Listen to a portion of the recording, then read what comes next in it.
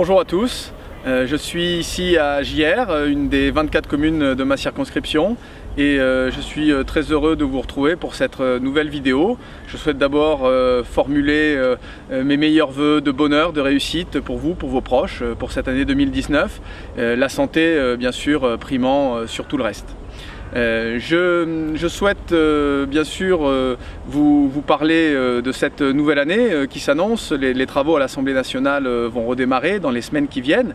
Nous avons voté le budget de la sécurité sociale en fin d'année et cette crise des gilets jaunes nous a tous interpellés, responsables politiques, citoyens. Et nous y avons répondu par une loi d'urgence économique et sociale avec 10 milliards d'euros qui ont été mis sur la table en augmentation de la prime d'activité. C'est l'équivalent de 100 euros entre l'augmentation du SMIC et l'augmentation de la prime d'activité. 100 euros au niveau du SMIC. C'est aussi la défiscalisation des heures supplémentaires. Ce sont toute une série de mesures pour faire un choc économique et social et répondre à cette gronde née du mouvement des Gilets jaunes.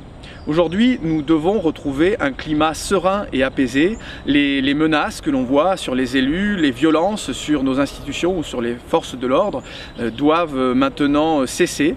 Et le grand débat national qui va s'ouvrir avec des cahiers de propositions qui vont être installés dans chaque mairie, des conférences, des débats qui vont être organisés, eh bien, cela doit permettre de retrouver un dialogue serein, apaisé entre nous et de faire émerger des propositions au plan local que nous pourrons généraliser à l'échelon national. Donc durant 3 mois, retrouvons-nous, débattons dans un climat serein. Je veux vous parler, vous le savez, je suis dans la commission développement durable et aménagement du territoire à l'Assemblée nationale. Nous allons étudier dans les prochains mois une feuille route sur l'économie circulaire pour améliorer le recyclage des produits, des filières, et ça va être un sujet important. Nous allons avoir une grande loi sur les mobilités, les transports du quotidien, comment améliorer notre relation à la voiture, au covoiturage, à l'ensemble des mobilités sur le territoire. Et ce sont des sujets qui vont être important et que l'on va traiter dans la commission à laquelle j'appartiens à l'Assemblée. Je veux bien sûr aussi vous parler d'une proposition de loi que je travaille depuis 1 an sur les premiers secours et la réaction face à l'arrêt cardiaque inopiné.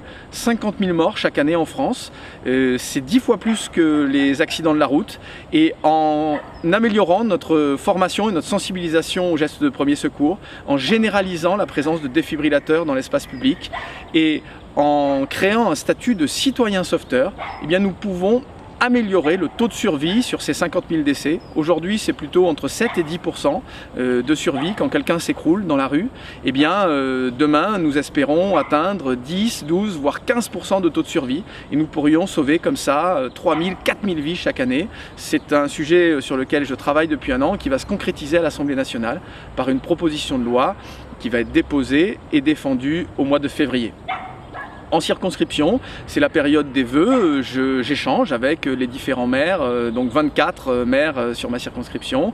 Je vais aux différentes cérémonies de vœux et c'est l'occasion pour moi aussi d'échanger avec des citoyens, des présidents, des responsables associatifs et de voir aussi, de comprendre les préoccupations, ce que nous avons aussi peut-être pas assez bien fait ou pas assez bien entendu durant ces 18 premiers mois où nous sommes aux responsabilités. Je crois qu'il faut que nous soyons capables aussi de faire un bilan critique et de voir ce que nous pouvons mieux faire, passer plus de temps aussi à expliquer le sens de nos réformes, sur la relance de l'activité économique qui est nécessaire. La diminution du chômage passera aussi par le soutien à nos entreprises, mais aussi l'attention que nous devons porter aux citoyens les plus modestes, les plus fragiles, et nous devons aussi être plus ambitieux sur ces sujets-là, sans opposer l'urgence sociale et l'urgence environnementale. Je vous formule encore des vœux de bonheur, de réussite, de santé pour cette nouvelle année. Et je vous rappelle que vous pouvez nous retrouver sur notre compte Twitter, le compte Facebook ou à ma permanence qui est située au 17 rue du Maquis de Loisan à Échirolles. Bonne année à tous.